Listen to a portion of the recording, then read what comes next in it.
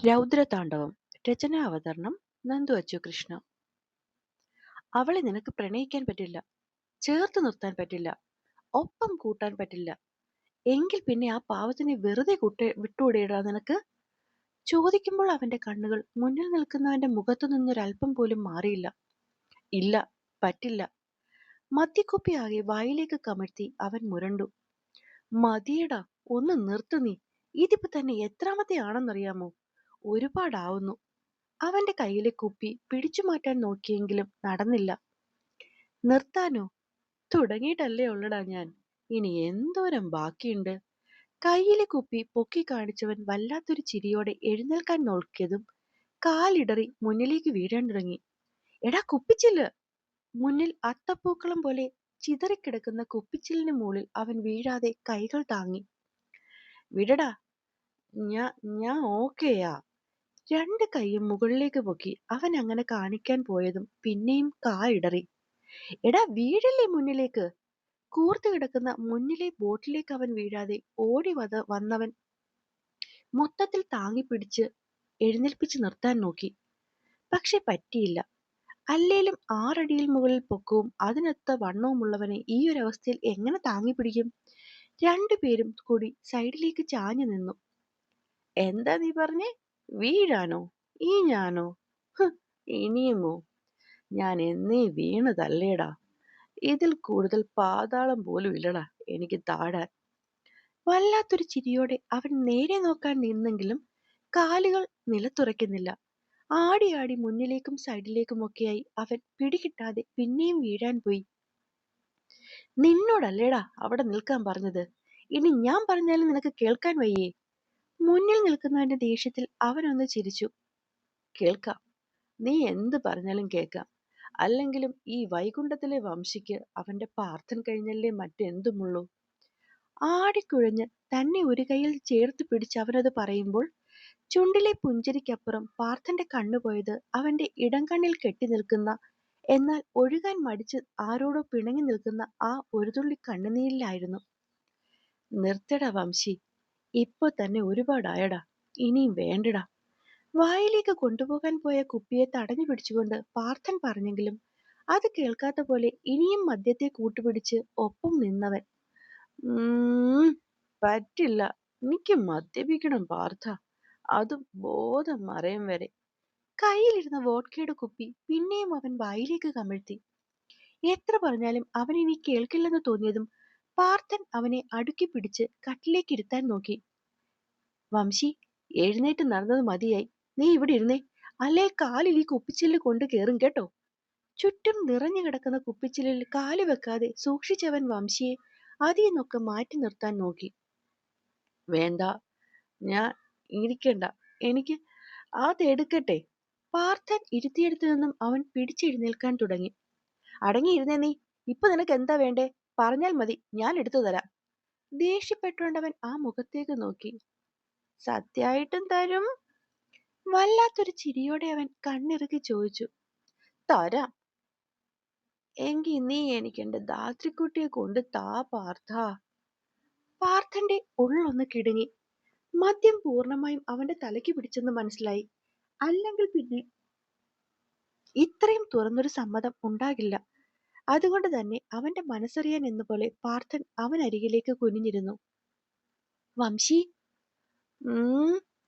പാതി തുറന്ന കണ്ണുമായി അവൻ മെല്ലെ മൂളി. അപ്പൊ നീ സമ്മതിച്ചോ നിനക്ക് ധാത്രിയെ ഇഷ്ടമാണെന്ന്? എന്താ? കേട്ടില്ലേടാ ഞാൻ ചോദിച്ചത്? അവന്റെ കണ്ണിലെ കൃഷ്ണമണികൾ എന്തിനോ വേണ്ടി പരക്കം പായുന്ന കണ്ടു പാർത്ഥൻ. അവന്റെ മുഖത്തെ ഭാവങ്ങൾ ഓരോന്നും വ്യക്തമായി കാണാൻ വേണ്ടി അവരിൽ നിന്നും അകന്ന് ദൂരെ മാറി നിന്നുകൊണ്ട് പാർത്ഥൻ ആ കണ്ണിലേക്ക് നോക്കി ചോദിച്ചു. പറയ് വംശി, ഇഷ്ടമല്ലേ നിനക്ക് നിന്റെ ധാത്രിക്കുട്ടിയെ?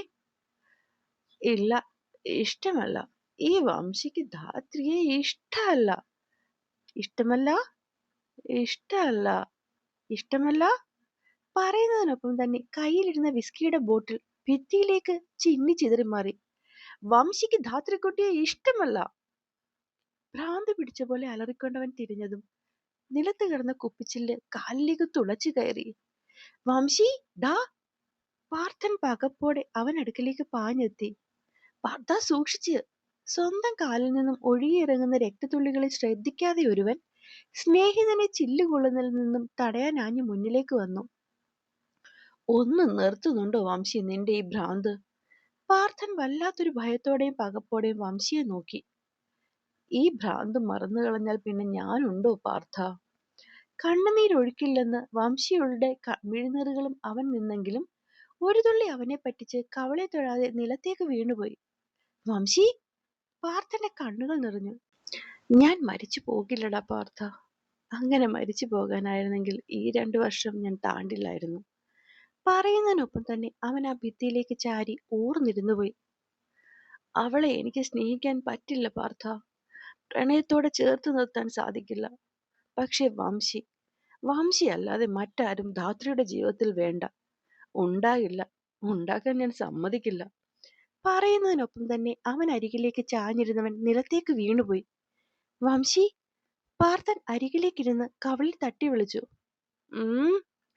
അബോധാവസ്ഥയിലാണെങ്കിലും പാർത്ഥന്റെ ശബ്ദത്തിന് വംശി മൂളി. പാർത്ഥൻ ഇത്തിരി കഷ്ടപ്പെട്ടിട്ടാണെങ്കിലും അവനെ തോളിലേക്കെടുത്ത് കട്ടിലിലേക്ക് കൊണ്ടുവന്ന് ചരിച്ചു കിടത്തി. എങ്ങനെയൊക്കെയോ നേരെ കിടത്തിയതിനു ശേഷം അവന്റെ കണ്ണുകൾ പാഞ്ഞത് കാലിലേക്കാണ്. കുപ്പിച്ചില്ലിൽ നിന്നും രക്തം താഴേക്കൊഴുകുന്നു. ഒരു നിമിഷം എന്ത് ചെയ്യണമെന്നറിയാതെ അവൻ പകച്ചുപോയി. അരികിലേക്കിരുന്ന് മെല്ലെയെങ്കിലും അത് വലിച്ചൂരിയതും ചോര പാർത്ഥന്റെ ഷർട്ടിലേക്ക് തെളിച്ചു വീണു. കട്ടിലിൽ കിടന്ന തുണിയെടുത്ത് അത് പൊത്തിപ്പിടിച്ചെങ്കിലും ചോരയുടെ ഒഴുക്ക് പാർത്ഥനെ ഭയപ്പെടുത്തി. അവൻ പെട്ടെന്ന് ഫോൺ എടുത്ത് മാത്യൂസ് എന്ന നമ്പറിലേക്ക് ഡയൽ ചെയ്തു. "വൈകുണ്ഠത്തിലേക്ക്. ഇപ്പോൾ തന്നെ." രണ്ടേ രണ്ട് വാക്ക്. ഫോൺ കട്ടായതും പാർത്ഥന്റെ കണ്ണുകൾ കട്ടിലിൽ കിടക്കുന്നവനിലേക്ക് പോയി. വംശി, തന്റെ ആത്മാർത്ഥ സുഹൃത്ത്, ബിസിനസ് ലോകത്ത് പകരം വെക്കാനില്ലാത്ത ബുദ്ധിരാക്ഷസനായ വൈകുണ്ഠത്തിലെ വംശി. ആ പേര് പോലും ഒരു ബ്രാൻഡാണ്. ഇന്ത്യയിലാകെ പരന്നു കിടക്കുന്ന ബിസിനസ് സാമ്രാജ്യത്തിന്റെ ഇപ്പോഴത്തെ അവകാശിയാണ് ഇങ്ങനെ. പാർത്ഥന്റെ കണ്ണു പുകഞ്ഞു. പക്ഷെ ഇങ്ങനെയൊന്നുമല്ലാത്ത ഒരുവനുണ്ടായിരുന്നു. രൂപത്തിലും ഭാവത്തിലും നടപ്പിലുമൊക്കെ തന്റെ ധാർഷ്ട്യം പ്രകടമാക്കി ചുറ്റുമുള്ളവരെയൊക്കെ തന്നിലേക്ക് ആകർഷിക്കാൻ കഴിവുള്ള ഒരു ഒറ്റയാൻ, ഒരുവളുടെ മാത്രം ഒറ്റക്കൊമ്പൻ. ആ ഓർമ്മയിൽ പോലും അവന്റെ കണ്ണുകൾ നിറഞ്ഞു. അങ്ങനെയാണ് അവൻ ആ മുറിയിൽ നിന്നും പുറത്തിറങ്ങിയത്. വാതിൽ കടന്ന് 2 ചുവട് വെച്ചില്ല, പിന്നീന്നുള്ള വിളിയെത്തി. "മോനെ!" "മരിച്ചിട്ടില്ല, ജീവൻ ബാക്കിയുണ്ട്. ആരോടെങ്കിലും പറഞ്ഞ് ആ മുറിയൊന്ന് വൃത്തിയാക്കിയിട്ടാൽ നന്നായിരുന്നു. ഡോക്ടർ ഇപ്പൊ വരും." "ഡോക്ടറോ? എന്തുപറ്റി?" അതുവരെ നിഴലിൽ നിന്നവർ പെട്ടെന്ന് അവന്റെ മുന്നിലേക്ക് കയറി വന്നു. "ഭ്രാന്തിന്റെ ഡോക്ടറല്ല. അതിലിനി ആരും സന്തോഷിക്കണ്ട." അവന്റെ ശബ്ദം മാറിയതും അവരുടെ കണ്ണുകൾ അവന്റെ പിന്നാലെ പോയി. ധൃതിയിൽ ഒരു രൂപം അവരെ കടന്നുപോയി. "മോനെ പാർത്ഥ!" അവരുടെ കണ്ണുനീരൊഴുകി. ഇതിലും 1000 ഇരട്ടി സങ്കടത്തിൽ ഹൃദയം പൊട്ടി കരഞ്ഞുകൊണ്ടാണ് ഒരുത്തൻ അവിടെയുള്ളത്. അകത്ത് കിടക്കുന്നുണ്ട്. അതിങ്ങനെ ഇടയ്ക്കിടയ്ക്ക് അടുത്ത് കാണുന്നത് കൊണ്ടാണോ എന്നറിയില്ല, ഇപ്പോ മറ്റാരുടെയും കണ്ണിലെ കരച്ചിൽ പാർത്ഥനെ സ്വാധീനിക്കാറില്ല ദേവമേ. അവരുടെ മുഖത്ത് നോക്കാതെ തന്നെ അത്രയും പറഞ്ഞുകൊണ്ടവൻ കാറ്റുപോലെ പുറത്തേക്ക് ഇറങ്ങിപ്പോയി. ഈ നേരം പിന്നിൽ നിന്നുള്ള അവരുടെ അടക്കിപ്പിടിച്ച കരച്ചിൽ, അതിന്റെ ചീളുകൾ പാർത്ഥന്റെ ചെവിയിൽ വീഴുന്നുണ്ടായിരുന്നു. ഇതിലും നെഞ്ചുപൊട്ടി എന്റെ വംശി കരഞ്ഞിട്ടുണ്ട്. അന്ന് അവന്റെ കരച്ചിൽ കാണാത്ത ആരെയും ഇന്ന് എനിക്കും കാണണ്ട. ഈ നേരം വരെ ഒരുവൻ അത്രയും മനോഹരമായ ഒരു സ്വപ്നത്തിലായിരുന്നു. തന്റെ ശബ്ദം എവിടെയെങ്കിലും കേൾക്കുമ്പോഴേ കാലിൽ കിടക്കുന്ന കൊലുസിന്റെ ശബ്ദം പോലും പുറത്തേക്ക് കേൾക്കാതെ പയ്യെ പമ്മി തെന്നൽ പോലെ പായുന്ന ഒരുവൾ. അവളെ ഒന്നടുത്ത് കണ്ട ദിവസം മദ്യലഹരിയിലും വംശിയുടെ മുഖം വിടർന്നു. താൻ മുറിയിലില്ലെന്ന് കരുതി അലക്കാനെടുക്ക വന്നതാണ് പെണ്ണ്. ടേബിളിൽ അലങ്കോലമായി കിടക്കുന്ന പേപ്പറുകൾ നേരെയാക്കുമ്പോഴാണെന്ന് തോന്നുന്നു സ്വർണം പൂശിയ ആ പെൺ അവളുടെ കണ്ണിലുടക്കിയത്. ബാൽക്കണിയിൽ നിന്നും അകത്തേക്ക് കയറവെയാണ് അവളിലൊന്ന് കണ്ണു തടഞ്ഞത്. ആ നേരം അത്ഭുതം കൊണ്ട് ആ കണ്ണുകൾ വിടർന്നത് താൻ കണ്ടതാണ്. എന്നിട്ടും അവളെ വലയ്ക്കാൻ വേണ്ടി അടുത്തേക്ക് ചെന്നു നിന്ന് ചോദിച്ചു, "കുട്ടിക്ക് മാമ്പഴ പുളിശ്ശേരിയിൽ മാത്രമല്ല മോഷണത്തിലും ധാരണയുണ്ട് അല്ലേ?"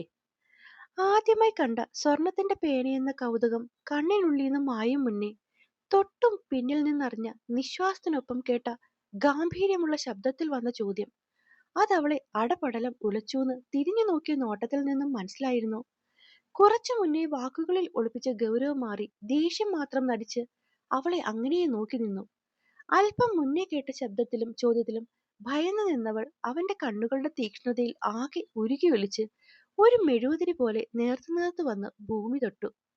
അവളുടെ കൈകൾ ധാവണിത്തുമ്പിലെ ഷോളിൽ തിരിപിടിച്ചും അഴിച്ചും എന്തു പറയണമെന്നറിയാതെ വെപ്രാളത്തിൽ നിൽക്കുമ്പോൾ മാൻപേടയെ പോലെ പതുങ്ങി നിന്നവളുടെ ചേഷ്ടകളെ ആകെ മൊത്തം കണ്ണിൽ ഒപ്പിയെടുക്കുന്ന തിരക്കിലായിരുന്നു അവൻ.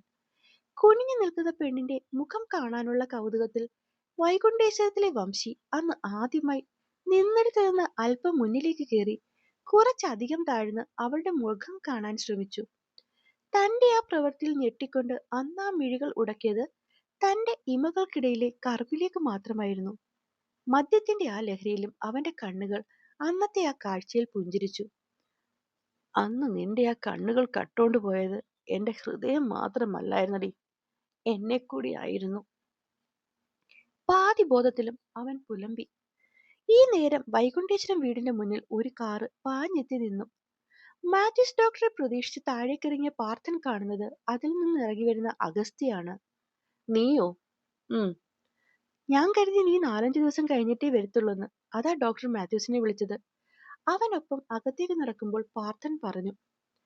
മകൻ പെണ്ണ് കെട്ടിയാൽ തീരുന്ന നെഞ്ചുവേദനയെ ജോസഫ് മാപ്പിളയ്ക്കുള്ളെന്നറിഞ്ഞപ്പോൾ അന്നമ്മച്ചിയെ കെട്ടിപ്പിടിച്ചുകൊണ്ട് അവിടെ ഇരുന്നോന്ന് പറഞ്ഞ് ഞാനിങ്ങി പോന്നതാ. തമാശ പോലെ അപ്പന്റെ നെഞ്ചുവേദന പറഞ്ഞുകൊണ്ട് കയറുന്നവനെ പാർത്ഥൻ വല്ലാത്തൊരു നോട്ടം നോക്കി. നീ നോക്കി പേടിപ്പിക്കണ്ട. ജോസഫ് മാപ്പിളയുടെ നെഞ്ചുവേദനയിലും റബ്ബർ പാൽ കലർന്നിട്ടുണ്ട്. നിസ്സാരം പോലെ പറഞ്ഞുകൊണ്ട് അവൻ സ്റ്റെപ്പുകൾ ഓടിക്കയറി. പാർത്ഥ, ഇപ്രാവശ്യം സിദ്ധി തന്നെയാണോ കുപ്പിച്ചില്ലായി അവന്റെ കാലിൽ കയറിയത്? ഉത്തരം അറിയാൻ വേണ്ടിയിട്ടും അഗസ്ത്യ പാർത്ഥന്റെ കണ്ണിലേക്ക് വെറുതെ ഒന്ന് നോക്കി. അതിന് പ്രത്യേകിച്ച് മറുപടി ഒന്നും പറയാതെ പാർത്ഥൻ വേഗത്തിൽ നടന്നു. വാതിലിന് പുറത്ത് അവരെ കാത്തു നിൽക്കുന്ന ദേവമ്മയെ കണ്ടതും അവിടേക്കൊരു നോട്ടം പോലും പായിക്കാതെ അഗസ്ത്യ അകത്തേക്ക് കയറി. നോക്കുമ്പോൾ ഉറക്കച്ചടവിൽ വിലാസിനി ചേച്ചി ഒരു ഭാഗത്തെ കുപ്പിച്ചില്ലുകൾ തൂത്ത് കൂട്ടുന്നുണ്ട്. വൈകുണ്ഠത്തിലെ വംശി ഇന്ന് കാര്യമായിട്ടായിരുന്നല്ലോ.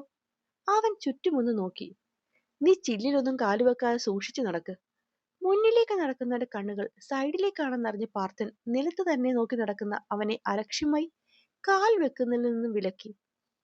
ഇത്രയും വിശാലമായി നടത്തിയ കലാപരിപാടിക്ക് ഇന്നെന്തെങ്കിലും പ്രത്യേകിച്ച് കാരണമുണ്ടോ? വംശിക്കരികിലേക്കിരുന്ന് പാർത്ഥൻ ചുറ്റിയ തുണി അഴിച്ചു മാറ്റുന്നതിനിടയിൽ അവന്റെ പുച്ഛം പിന്നെയും ആളിക്കത്തി.